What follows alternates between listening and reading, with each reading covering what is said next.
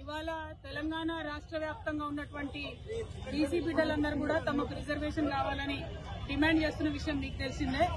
అయితే ఇవాళ ఎవరైతే రిజర్వేషన్ ఇవ్వాలనో ఆ పార్టీలు కూడా వచ్చి బీసీ బిడ్డలు ఇచ్చినటువంటి బంద్లో పాల్గొంటామని చెప్పడం నిజంగా నవ్వులాటగా అనిపిస్తా ఉంది. ఇవ్వాల్సినటువంటి భారతీయ జనతా పార్టీ, దొంగ జీవోలు ఇచ్చిన మోసం చేసినటువంటి కాంగ్రెస్ పార్టీ, వీళ్లు కూడా బంద్లో మేము పాల్గొంటా ఉన్నామంటే చాలా దారుణంగా ఉంది. అంతా కూడా నివాళులు అర్పించినట్టుగా అనిపిస్తా ఉంది. బీసీ బిడ్డల్ని మీరు మోసం చేయొద్దు. మీరు అనేక కాదు, స్వతంత్రం వచ్చినప్పటి నుంచి అనేక సందర్భాలు ఎప్పుడు బీసీల reservation issue ముందొచ్చినా Bharatiya Janata party, Congress party పదే బీసీలను మోసగించారు. ఇంకా కుదరదు. ఇప్పుడు తెలంగాణ బీసీ బిడ్డలు పట్టుబట్టిండ్రు. ఈ తెలంగాణ బీసీ బిడ్డల పంతం దేశవ్యాప్తంగా ఉన్నటువంటి బీసీలకు కూడా లాభం జరిగేటటువంటి అంశం తప్పితే ఇంకోటి కాదు. ఎట్లా అయితే తెలంగాణ ఉద్యమం చేసినామో మరో బీసీ తెలంగాణ ఉద్యమం చేపడతాం.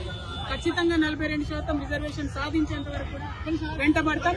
ఇవాళ తెలంగాణ జాగృతి యునైటెడ్ పూలే ఫ్రంట్ ఆధ్వర్యంలో హైదరాబాద్ చౌరస్తా అంతా కూడా బంద్ చేస్తున్నారు. పెద్ద ఎత్తున ఇవాళ బంద్ని జయప్రదం చేయవలసిందిగా ప్రజాస్వామ్య వాదులందరినీ కూడా నేను కోరుతా ఉన్నాను. ఎందుకంటే పదే రాజకీయ పార్టీలు ఒక వర్గాన్ని మోసం చేయడం మంచిది కాదు. ఈ మోసాన్ని ఎండగడుతూ ఇవాళ బంద్ చేస్తున్నారు కాబట్టి అందరం కూడా మద్దతు ఇవ్వాలని చెప్పి ప్రజాస్వామ్యవాదులందరినీ కూడా నేను కోరుతూ ఉన్నాను. తీర్పును ఏ విధంగా చూస్తారు? ప్రధానంగా ఒకటండి, హైకోర్టులు సుప్రీంకోర్టులు ఎప్పుడైనా బీసీలకు వ్యతిరేకంగానే తీర్పులు ఇచ్చినాయి. ఎందుకంటే ప్రభుత్వాలు ఆ తీర్పులు అట్లా రాకుండా సాంకేతిక పరమైనటువంటి అంశాల మీద క్లారిటీ ఇవ్వలేదు ఎప్పుడు గవర్నర్. ఉదాహరణకు మన తెలంగాణ రాష్ట్రంలోనే సరైనటువంటి జనగణన జరగలేదు, సరైనటువంటి ఎన్యూమరేషన్ జరగలేదు, సరైనటువంటి dedicated BC commission rules follow అవ్వలేదు. అవన్నీ అయి ఉంటే కోట్లలో నిలబడేది. నిన్న ఇచ్చినటువంటి GO9 కూడా రిఫరెన్స్ వీళ్ళు ఏదైతే సవరించిన పంచాయతీరాజ్ చట్టం ఉందో దాని గురించి పెట్టకుండా పెట్టారు కాబట్టి GO9 కూడా కొట్టేసారు. అంటే చిత్తశుద్ధి లేదు పార్టీలకని తెలుస్తా ఉంది. కాబట్టి ఒకటే రిక్వెస్ట్ చేస్తున్నాం, కాంగ్రెస్ పార్టీ అయినా భారతీయ జనతా పార్టీ అయినా మీరు బీసీ బిడ్డల్ని మోసం చేయడం, మభ్యపెట్టడం మానేయండి. ఎన్నికలు ఇంకో 5-6 నెలలు కాకపోయినా ఏం ఒరిగేది లేదు, నష్టమేం లేదు. మహారాష్ట్రలో 5 ఏళ్ళు ఎన్నికలు కాలేదు, తమిళనాడులో 10 ఏళ్ళు ఎన్నికలు కాలేదు. అప్పుడే బీసీలకు రిజర్వేషన్లు వచ్చినాయి కాబట్టి ఆ విధంగా ప్రయత్నం చేయాలని చెప్పి నేను కోరుతా ఉన్నాం.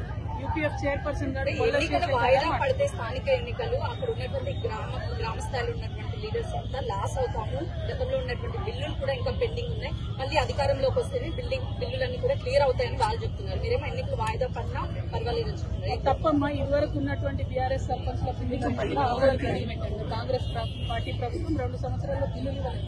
అనేక మంది సర్పంచ్లు ఆత్మహత్యలు చేసుకుంటే కూడా కరగలేదు ఈ ప్రభుత్వం. వాళ్ళు ఎగ్జాస్ట్ అయ్యి ఆశలు వదిలేసుకుంటే మళ్ళీ కొత్తగా ఎలక్షన్లను తీసుకొచ్చారు. ఇప్పుడు ఆ పాత వాళ్ళు గెలుస్తారా నిలుస్తారా అనేటటువంటి ఒక ప్రశ్న అయితే, రెండో ప్రశ్న పదే బీసీలను ఎట్లా మోసం చేస్తారమ్మా? 3 సార్లు బిల్లు పెట్టింది ఈ ప్రభుత్వం. ఒకసారి ఏమో 42% బిల్లు పెట్టింది, ఇంకొకసారి ఏమో సవరణ చేసింది, ఇంకొకసారి ఏమో జీవో అని ఇచ్చింది. అంటే ఏది కూడా టెక్నికల్ గా నిలవకుండా చాలా తెలివిగా బీసీలను మోసం చేస్తున్నారు. ఇది కరెక్ట్ కాదు.